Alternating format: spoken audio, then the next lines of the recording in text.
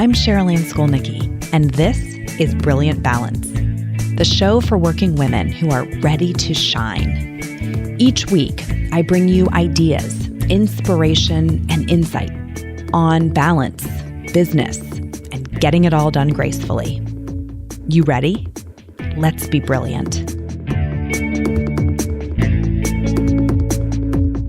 This is episode 291 of the Brilliant Balance podcast. And today I am talking about why we need time for ourselves. And I'm sharing my reflections from a recent trip to Canyon Ranch in Tucson, Arizona. So as background for this, every year with a group of coaching clients that I am working with over the course of a full year, I take a group to Canyon Ranch in Tucson. Now, if you're not familiar with Canyon Ranch, it is a wellness resort. They have multiple locations around the country, but the Tucson location is sort of the OG, and it is a really special place. It is in the desert and kind of a sprawling campus where there's multiple centers or modalities that you can get support in while you're there, all around the area of holistic health and well-being. And so when I was deciding where did I want to host a retreat with clients every year, Canyon Ranch was a pretty easy choice for me. And it's funny because now that we've taken women there several years in a row, they will often say, boy, if Brilliant Balance were a place, it would be Canyon Ranch. And I take that as high praise, I will tell you. Just as a bit of kind of orientation to what is it like there so that you can wrap your head around this. It runs as an all-inclusive resort experience. So you are paying a daily fee for your room, which is lovely, as well as, and they're almost more like little casitas. Like everything is ground level and they're almost like you're going into your own little home in the desert. Your food is all included and there is a big range of activities happening throughout the day that you can take advantage of, as many or as few of those things as you'd like. And those activities cross different disciplines or kind of centers of excellence. So there are things around physical health and well-being. You can meet with physicians, you can meet with nutritionists, you can meet with exercise physiologists. There are things around your spiritual health and well-being, emotional health and well-being. They have therapists on staff, they have spiritual counselors. There are a lot of different practitioners in a variety of healing arts. So you can do Reiki healing, you can do crystal sound bowl meditations and healing sessions. They have some metaphysical practitioners, and they also have a full spa, like a full service spa for all of the, amazingly just wonderful body treatments that exist. So there's lots of different places that you can choose to plug in. They also have outdoor experiences like long hikes through the mountains, bird watching hikes. There are photography hikes. You can do archery, you can play pickleball or tennis. I mean, it's kind of like, if you can imagine it, it's happening there if it's in the arena of wellness and well-being. And all in just a really beautiful desert setting. It's a really special place. And so we have been taking a group there for 3 years now. This was the third year. And when I was on the plane coming home, I was writing my reflections from the experience. And I started thinking about how these weren't necessarily unique to Canyon Ranch, although that was the experience I had just had. But these really were reflections on the power of having time to ourselves, because that's what the experience essentially embodies, is the opportunity to have time for ourselves. That's the gift that we're giving these women through taking them on this experience. And we are very clear when we take them that this is not like group fun. There can be elements that we do together. We have breakfast every morning and dinner every evening together. We do some fireside chats to kind of unpack, insights that we're having. But largely, I want them to choose their own adventure, because what each woman needs is so individualized. And what she's attracted to or drawn to or wants to try is so individualized that that's really the most important thing to me about the experience. And then getting the chance to reflect on it or unpack it with the group is a bonus, right? Running into people that we know as we're moving around the property is fantastic, but really important to me that there's time that they have on their own. And I think maybe it's most important to do this when we think we can't. If you're listening to this thinking, must be nice, I don't have time for that. I can't imagine how I would ever get away and have some time for myself. Maybe it's especially important that we talk through what some of the reasons are for doing this, because it was not easy for anybody who went on this trip to create the time and space to go. I mentioned in the last episode, I'm in the middle of a really busy season, in a good way. I mean, there's just a lot happening, and it's hard to kind of pick up in the middle of that and leave. I missed a couple of things at home that I wouldn't normally miss in order to do it, right? It wasn't a zero cost, zero sum situation because there is no perfect time. And in order to have these experiences, we have to acknowledge that there is no perfect time, and we're going to make time even in the middle of a very full life. So I have a few things that I jotted down. I'm literally just going to share with you from my journal reflections back on what I think the value was of having time and maybe what the same value would be for you. So the first reason I think it's important that we take time for ourselves is because decompression takes time. Right? We don't just immediately snap out of the busy pace of everyday life and drop into that mode where we can be reflective and we can take care of ourselves. That takes some practice. I would say over time, I regularly see women get better at that, better at more rapidly shifting from, okay, I'm in this gear where I've got a lot of hustle. Now it's time to drop in and get some restorative time. We can get better at making that transition, but generally it takes some time to decompress, to really find that rhythm and be in it for a minute. So if you've ever taken a vacation with your family, you'll relate to this, right? That the first day or two, especially if you've ever taken a vacation like just with your spouse or partner, it can take a day or two to really settle into the rhythm. But once you do, it's like everything comes in Technicolor, right? You're more fully present. There's more of an opportunity to just kind of be where you are. You stop thinking about everything that was happening before. So we actually do some rituals with this group to help them with that decompression process, to help it go a little bit faster. And it still takes a little bit of time, whether that's a few hours or a half day or the first night of sleep before we're like, okay, where am I? I think I'm here. I think I'm going to be in a different gear, having a different experience than what my everyday kind of baseline life looks like. The second thing I think is really important and valuable about having time for ourselves is it's a chance to remember what we like, right? Or maybe relearn what we like and then do it. Because so much of our lives in this chapter is about meeting other people's needs and doing what they like and then going along for the ride, right? A couple of my kids are super we have an amusement park locally that's a really big destination, right? And they're super into going. Not my favorite thing. We go, right? I take them. I'm happy to have them there. But if you said to me, what do you want to do with your Saturday? That'd be pretty low on my list as a choice of where I want to go spend the day. So this opportunity to really have our own choices to make, right? At Canyon Ranch, this kind of buffet of options, this big activity list to choose from and say, intuitive archery, maybe I like that. Aerial yoga, maybe I'll give that a shot. Like that opportunity to really try some things on for size and see what we like, or just remember, gosh, I love walking outside in the mountains. I love hearing that crunch of gravel under my feet. I love what that view looks like from the top. Like so many women were coming back saying, I forgot that I loved this. I forgot how much I loved that particular thing. Hi, it's Cheryl Ann. Thanks for listening. Did you know that the ideas I share on this show are things I also can help you implement? If you want me in your corner helping you find more time for what fills you up, go to brilliant-balance.com/schedule and sign up for a free exploratory call. Give yourself this time. You'll be so glad you did. The third thing that I think is really powerful about having time for ourselves is it's a chance to let someone take care of us. And that's pretty rare, right? We are collectively the caretakers. We are taking care of everyone else.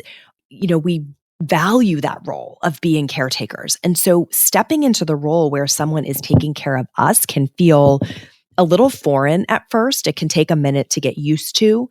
But when we do it, when we do step into that role and let someone take care of us, it's magical. When I watch, I always kind of observe early on in the experience on this trip, someone from the staff will come up to one of the women in the group and say, like, can I get you anything? And they'll instinctively say, what? No, because we're so trained to say, no, I'm fine. I don't need anything.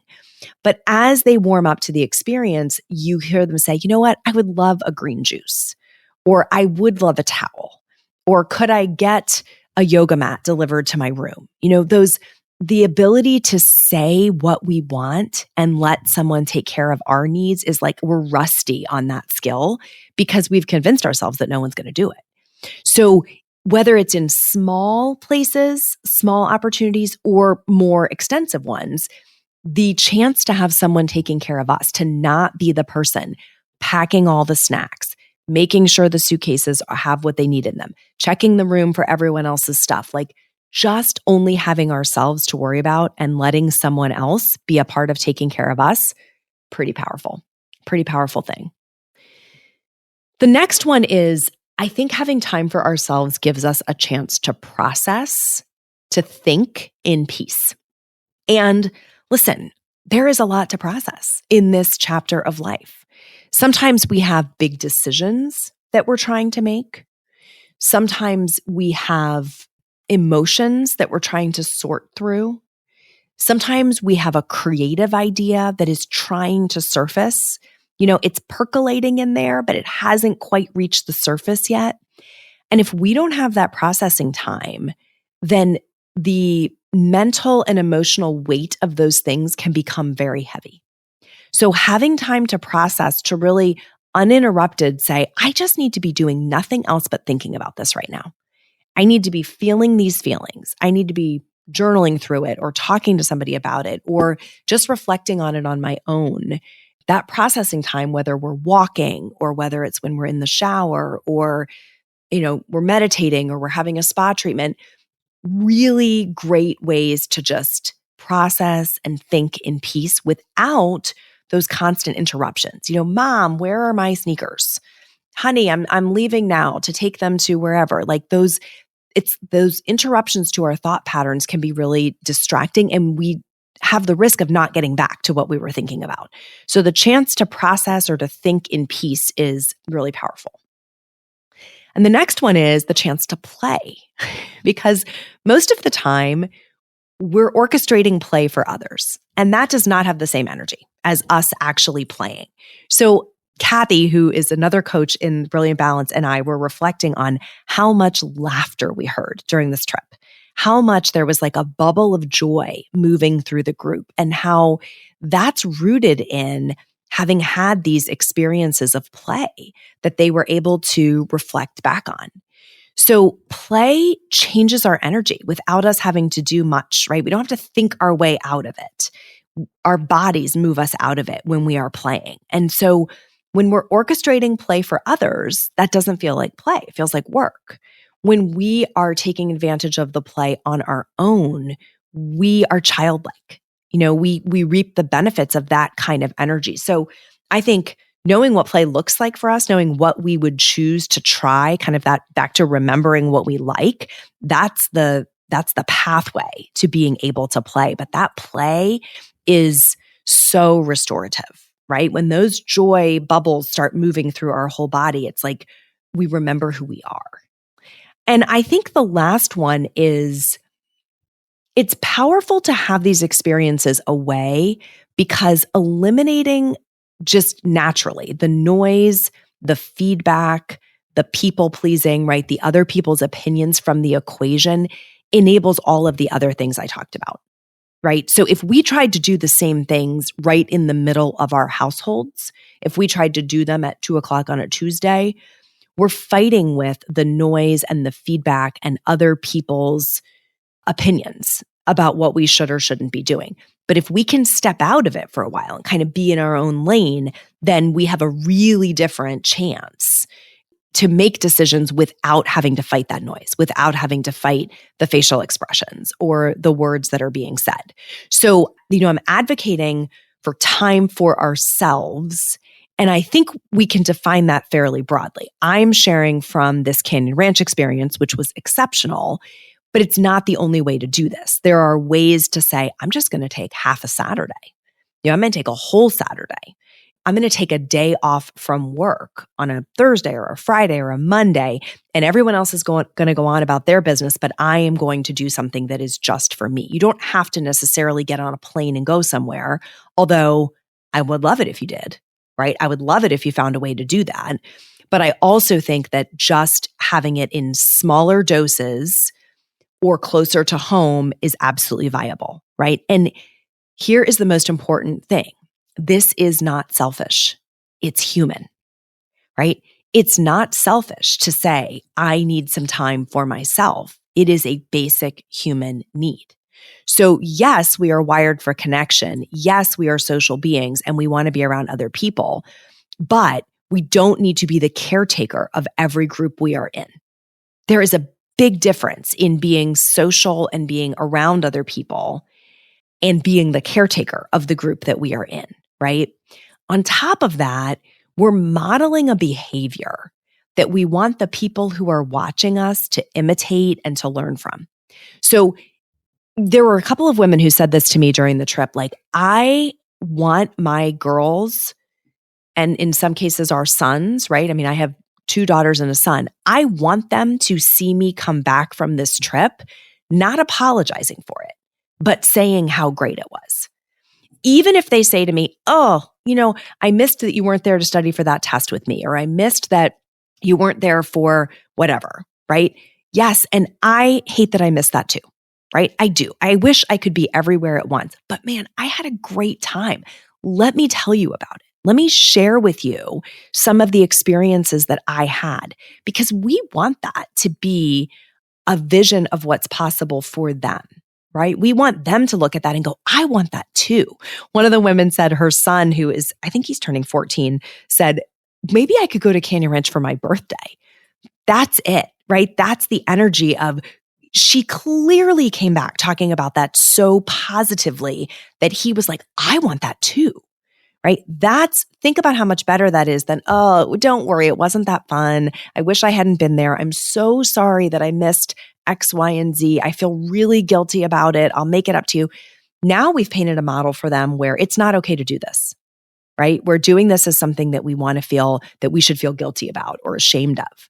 So if you're returning from these experiences refreshed and stronger and clearer and more restored, then the people around you will see the benefit of that, whether it's your colleagues at work or whether it's your family at home. They will see, wow, she had a great time and she came back restored and refreshed and re-energized. And those are all great things. Okay.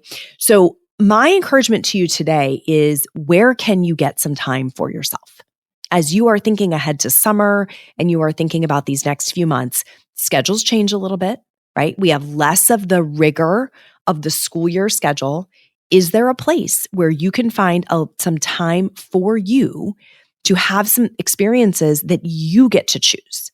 Whether it's a girls' trip, a couple's trip, maybe you extend a business trip, maybe you just take a day and you do a staycation in your own hometown, going to places that you don't normally let yourself go to. What would it be worth to have that time to remember what you like, to not have to take care of anyone else, to decompress, to process, to play? I want that for you. So take my reflections as inspiration. Go do something with them in your own life. I'm giving you permission. You can tell them, Cheryl Ann said, I'm supposed to do this. And I would love to hear from you about your experiences once you do. So hit me up on DM at cskolnicki on Instagram, or you can DM brilliant_balance. We'll maybe reshare your fun story. Post it in your stories and tag us. That's another great way to do it. I'd love to actually see you out doing something that you're enjoying. Or you can send an email. And we'd love to hear from you. If you're already on our list, you can just reply to that Tuesday email and I will get it and have a chance to hear your story personally. So that is all for today, my friends. Until next time, let's be brilliant.